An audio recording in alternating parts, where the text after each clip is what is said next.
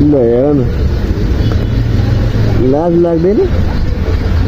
104 रुपियाँ हेर्नु त, 7 किलोमिटरमा 104 रुपियाँ दिँदैछ यो भिकारी कस्टमरहरूले। अबदेखि इन्टर नगर है भिकारी कस्टमरहरू। तेलको भाउ चाहिँ 202 रुपियाँ पुगिसकेको छ 1 लिटरको। अनि भिकारी कस्टमरहरूले पर किलोमिटर 20-25 रुपियाँ पनि दिँदैन। अनि घन्टाको काम गर्नु। What are you saying? What are you saying?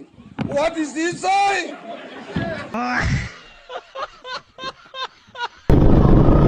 मन लाग्यो। अब घरमा जान्छु, दाल भात खान्छु, सुत्छु। होइन होला के हो? काम गर्दिनँ म।